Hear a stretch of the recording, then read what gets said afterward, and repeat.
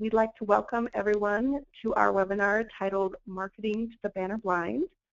I'm Julie Johnson, and I'll be your moderator for today's webinar. It's my great pleasure to introduce our panelists today, Devin Kincaid and Maggie Pan.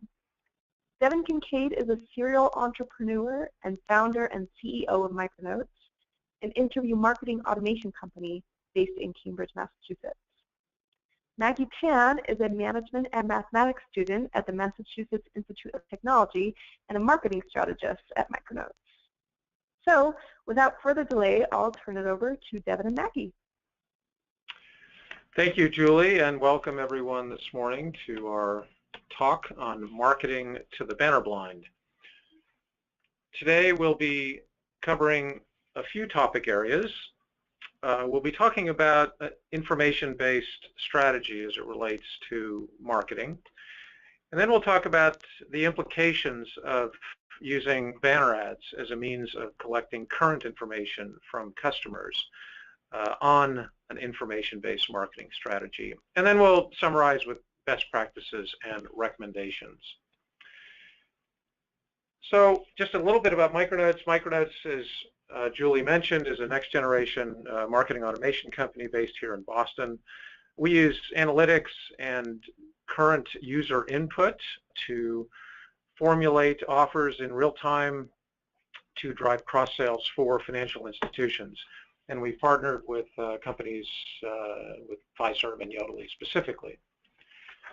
So really the first question we ought to ask ourselves is, why bother cross-selling? Shouldn't you just be spending all your money on acquisition? And this is something that Maggie has spent a fair amount of time investigating. So Maggie, why should you cross-sell? Why not just spend all your money on acquisition?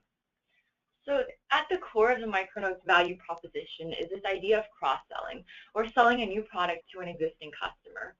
We believe in cross-selling because empirical data has shown that it's not only easier to sell a product to someone you already have an existing relationship with, but this additional product also deepens your relationship. So cross-selling is cheaper and can increase tenure. And yeah, this is a topic I've studied in some detail in this past year.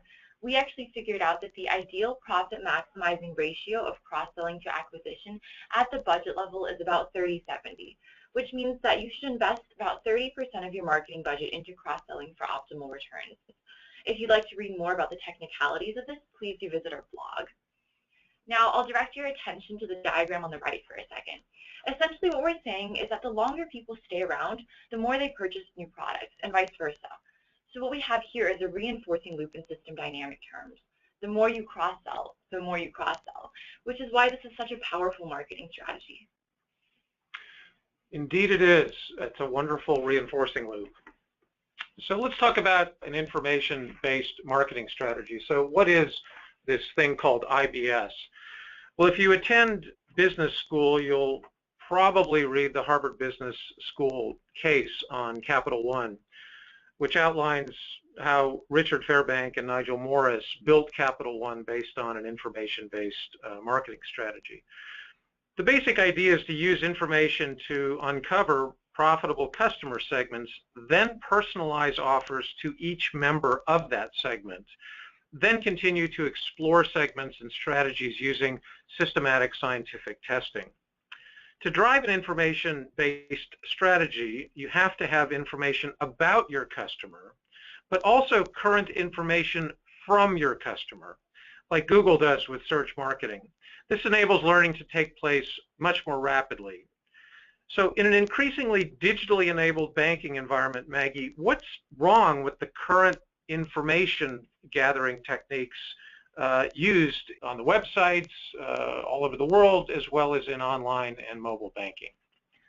Well, the problem is that people generally use banner ads, and these just don't achieve the engagement that we need. So the average internet user is served almost 2,000 banner ads a month. Now, if you step back for a moment and think about your own experiences browsing the internet, how many of these have you actually noticed? 10, 15, 20 max? And of the ones you noticed, how many have actually inspired you to take any kind of action? I'm willing to wager that's very few.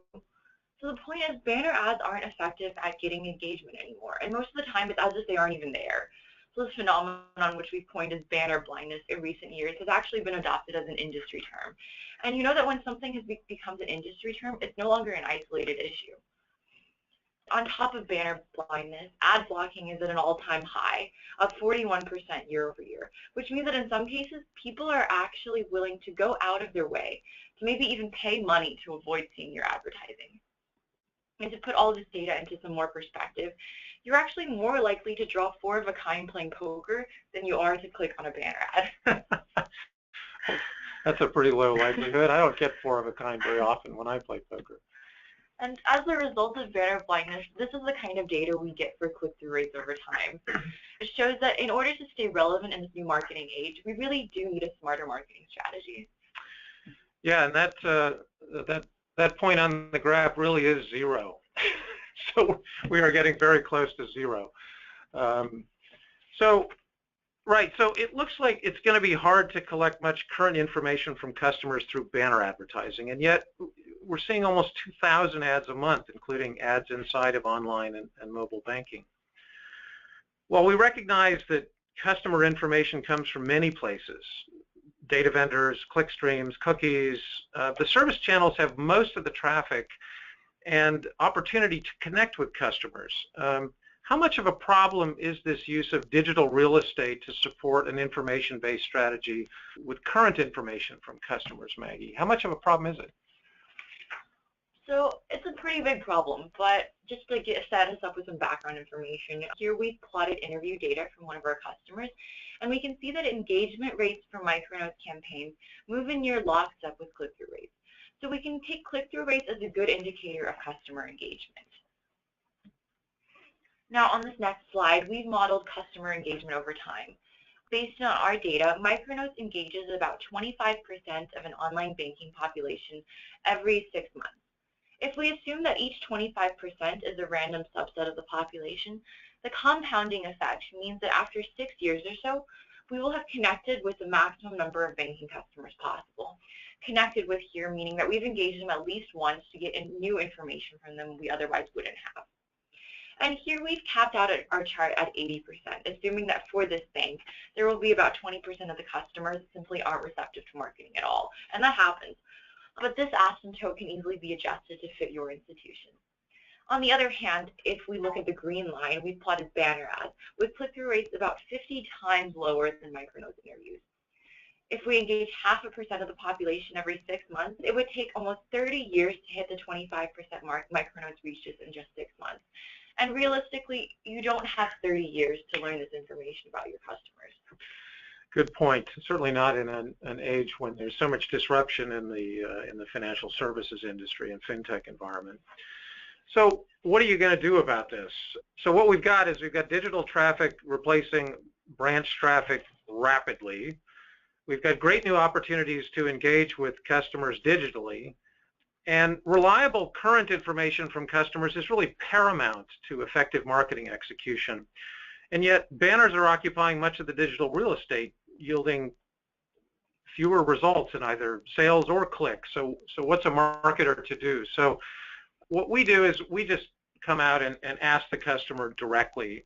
We do use analytics specifically to target these conversations.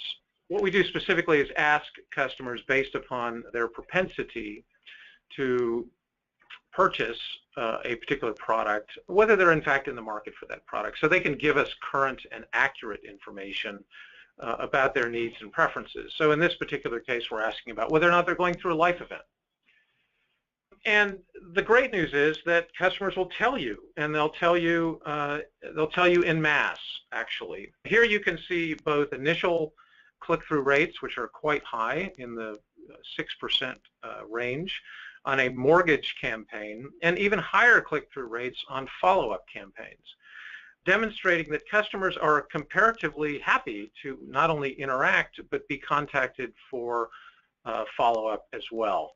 Again, these rates are 50 times higher than what you would expect. In fact, are the benchmarks for banner ads on the secure side of banking websites. And here's a typical yield from a series of conversations. In follow-up conversations, For example, when you go back and follow up with customers about mortgage, you may find that about 40% of them actually weren't interested in a mortgage in the first place. Another approximately 40% are going to ask you to check back in a few months. But then you'll start to get into some pretty interesting opportunities. Some members will say, yeah, or customers will tell you, yeah, I want to call back right now. Others will ask you to contact them via email in a few days, because now they're coming into the mortgage buying period where they actually need your help. So very, very good yields on follow-up interviews, and customers are also impressed that you remembered enough to follow up with them on what their interests, their expressed interests were, and help them through that particular life event, in this case, purchasing a home. So summarily, look, digital real estate is valuable. Use it wisely. If you really want to learn about your customers, you've got to crunch a lot of data, and you've got to ask a lot of questions. You don't have decades to discover and meet your customer needs. Competition is stiff and fast-moving. You have to move faster to secure your customer's business before somebody else does. So our recommendation is to use high-efficiency tools to monetize the burgeoning traffic in those digital channels, to learn from customers, and get them what they need in real time before somebody else does. So that concludes our remarks today, and we're happy to take any questions from the audience. Thank you, Devin and Maggie. At this time, like Devin said, our audience members are welcome to submit any questions they might have using the question box located in the GoToWebinar toolbar, which may have become minimized during the presentation. As we're waiting for those questions to come in, Devin, I do have a question for you or Maggie. From your graph that showed the great click-through rate decline, it seems clear that the banner ad used to be effective 5 or so years ago, but since then has dramatically declined. My question is, have you seen a similar trend, a similar declining trend when using the Micronotes platform? We actually have not. We certainly do see campaign level fatigue, which means that you start a campaign at a certain click-through rate. Sometimes it's extremely high, 45, 50%, and then it does taper off over time.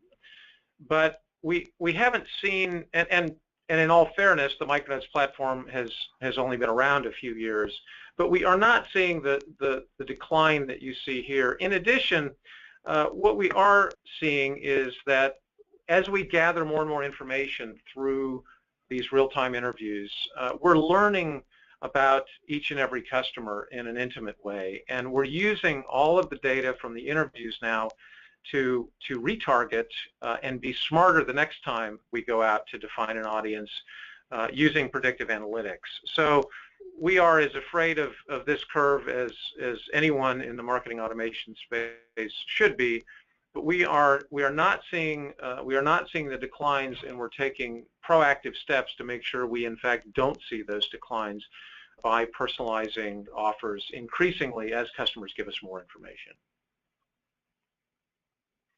Thank you. Well, it looks like, Maggie and Devin, you were so clear that no one else has any questions. So at this point, I will officially conclude the webinar. As a reminder, if you'd like copies of today's slides, please send an email request to info@micronotes.com. Also, if you're interested in learning more about innovative digital marketing solutions, specifically for financial institutions, you can visit the Micronotes website and blog at www.micronotes.com. Thanks for joining us today.